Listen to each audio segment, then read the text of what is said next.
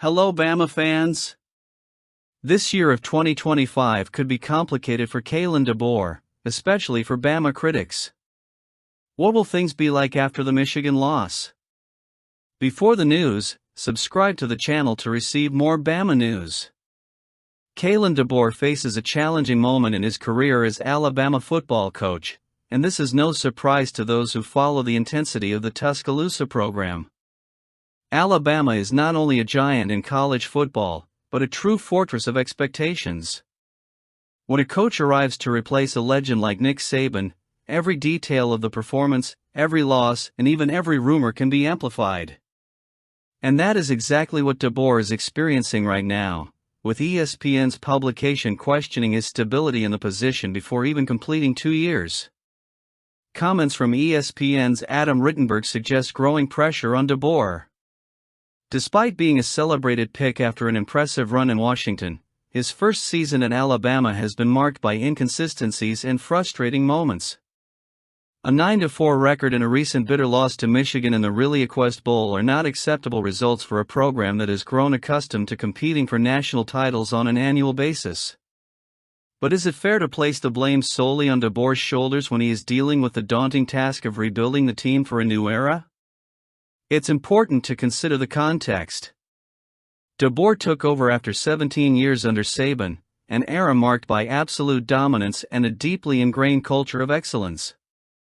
No transition of this magnitude is easy, especially in an environment as competitive as the SEC. On top of that, he has been dealing with the chaos of the transfer portal, trying to balance the departure of talented players while trying to attract new talent to his vision for the future. That task alone would be monumental, but the speculation about his longevity in the role certainly adds an extra layer of difficulty. On the other hand, the answer to these questions lies, as always, on the field. DeBoer still has a chance to prove he's the right man to lead Alabama. As noted, winning will be the solution to many of these issues. A strong 2025 season could silence the critics and restore confidence from both the administration and the fan base. Of course, the Nick Saban comparisons will continue, but DeBoer needs to define his own brand, build his own identity and, above all, show that he can win in the SEC, the most demanding conference in college football. The rumors that DeBoer might be a better fit for another program, like USC, seem premature and, frankly, unfair. There's no doubt that he has the technical ability and strategic vision to succeed. What remains to be seen is whether he can translate that into results within the unique context of Alabama. The confidence of athletic director Greg Byrne, mentioned in the article, is a positive. It suggests that there is internal support for the coach, at least for now, and that could make all the difference. The question for Alabama fans is, how much longer are they willing to wait? This is a fan base accustomed to quick, consistent wins, and any sense of decline can lead to widespread frustration. But it's important to remember that rebuilds take time, even for programs of Alabama's caliber. If DeBoer is given the space and resources to work, there's reason to believe he can return the tide to the top. For DeBoer, the message is clear, the margin for error is slim.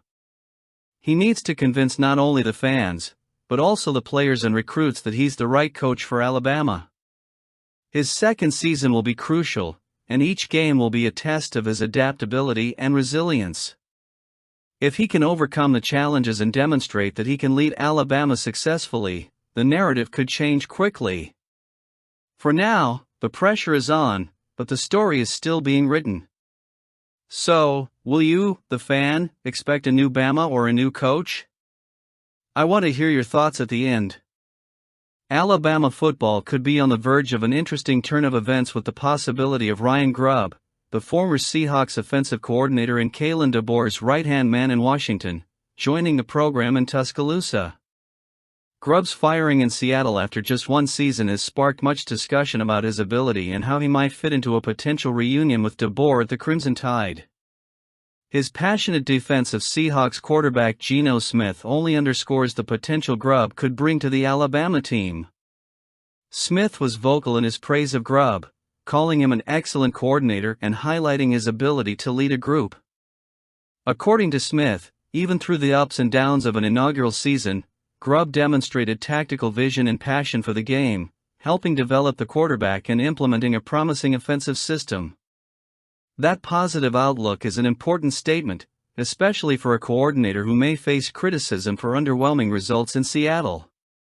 The possibility of Grubb reuniting with DeBoer would rekindle a partnership that bore fruit during his time in Washington.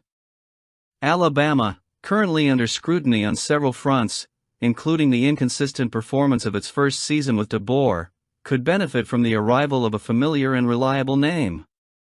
Grubb is familiar with DeBoer's philosophy and has experience working under pressure, which are key traits for a program like Alabama that thrives on excellence and immediate results.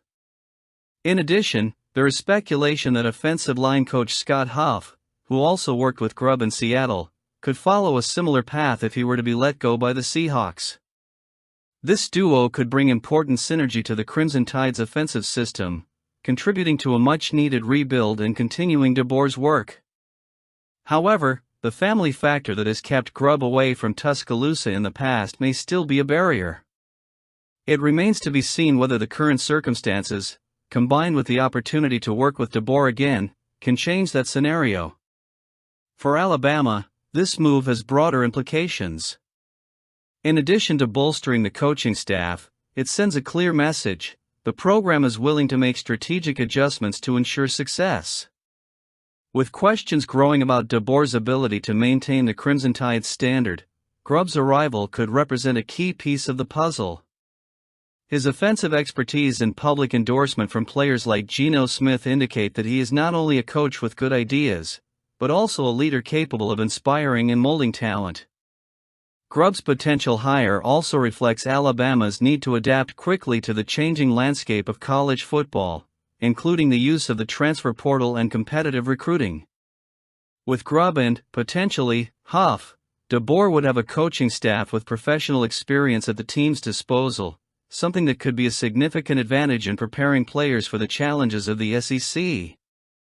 The pressure on DeBoer is undeniable, but these strategic moves show that he and the Alabama administration are determined to turn the page. If Grubb accepts the offer, it could be the missing piece to revitalize the winning machine that Crimson Tide fans have been waiting for. Ultimately, success in Tuscaloosa will always depend on performance on the field, and that remains to be seen. A Georgia-Bama recruit battle? Did you see it? Xavier Griffin, one of the most promising linebackers in the 2026 class, is at the center of a recruiting battle that could shape the future of college football. While he is currently committed to USC, the attention from powerhouses like Alabama and Georgia suggests his decision is far from final. Griffin's willingness to keep open conversations with other programs, even as he reinforces his loyalty to the Trojans, reflects the competitive dynamics of modern college recruiting. Griffin, already ranked as the number 2 linebacker and number 24 player in the country by On3 industry rankings, is drawing interest from elite schools thanks to his undeniable talent and potential as a defensive leader. Alabama and Georgia, two of the most dominant programs of the past decade, are pulling out all the stops to secure official visits for the young player. Both know that having Griffin on their defenses could be a significant differentiator in future competitions in the fierce SEC. For Alabama, with DeBoer, this is a pivotal moment in the recruiting process. After a year of ups and downs and internal pressures, bringing in a player like Griffin would be a significant win to bolster the program's confidence and demonstrate its ability to compete with rivals like Georgia and USC. The Crimson Tide have not only been in regular contact with Griffin, but have also worked to highlight him as a central piece of their defensive scheme.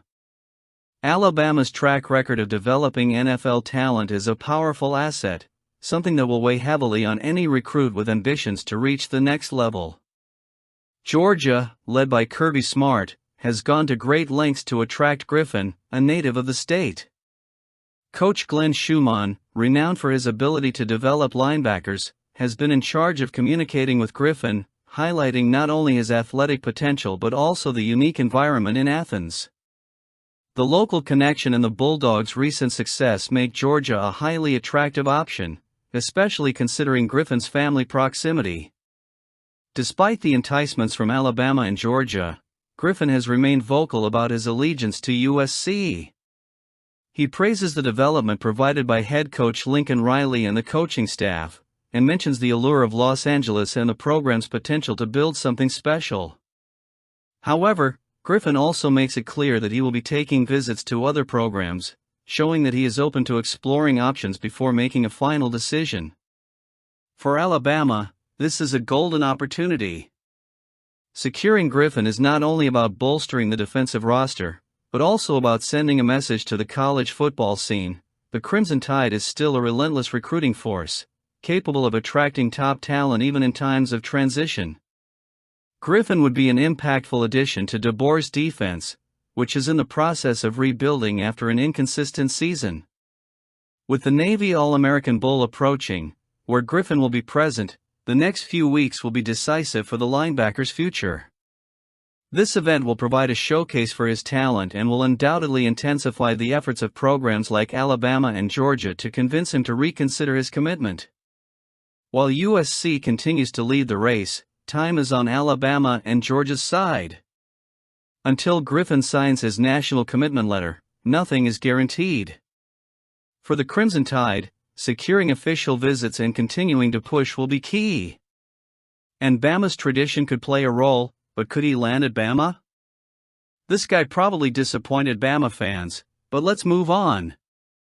Justin Okoronkwo's departure, while understandable on a personal level, is certainly a blow to Alabama fans and a reflection of the current dynamics of college football. As a freshman with immense potential, his decision to enter the transfer portal leaves a sense of disappointment, not only for the loss of a promising player, but for what his departure represents at a time of uncertainty for the program under DeBoer. Okoronkwo was seen as a budding talent, a gem discovered by Nick Saban and brought over from Germany with the promise of flourishing in the Crimson Tide's system. Reports from practice indicated that he was on track to one day become a standout linebacker. However, the reality of modern college sports, with the transfer portal functioning as a near-limitless free agency, has drastically changed the way young players view their futures. Patience, once a prized virtue, now seems like a luxury few are willing to indulge. In Okoronkwo's case, the crowded depth chart, with veteran players like Deontay Lawson and Justin Jefferson returning and the arrival of Nick Hillgreen as a transfer, has made it difficult for him to project a prominent role in 2025. Still, the decision to leave now could be seen as hasty, given that he would have a clear opportunity to establish himself as a starter in 2026 after the veterans leave. For Alabama fans, this loss is more emotional than technical. To see a young player with so much potential leave before he has a chance to shine is disheartening. It's a constant reminder of the changes the transfer portal has brought, where legacy building within a program seems to be replaced by short-term decisions in pursuit of more immediate playing time. That said, the moment also demands a balanced perspective. Alabama will continue to attract elite talent and compete at a high level, even with the departure of promising players. And for Justin Okoronkwo, the desire is for him to find success in his new journey. After all, the passion and effort he has demonstrated thus far are qualities that any college football fan can respect. On the other hand, for DeBoer, Okoronkwo's departure is yet another challenge to face. With the coach's future being widely debated and under intense pressure to deliver in his second season, every loss on the roster is magnified. However, there is potential to turn this situation into motivation. Constant renewal and adaptation to change are part of building successful programs, and Alabama has the history and resources to adapt and thrive. Now, I want to hear from you. Your feedback is important.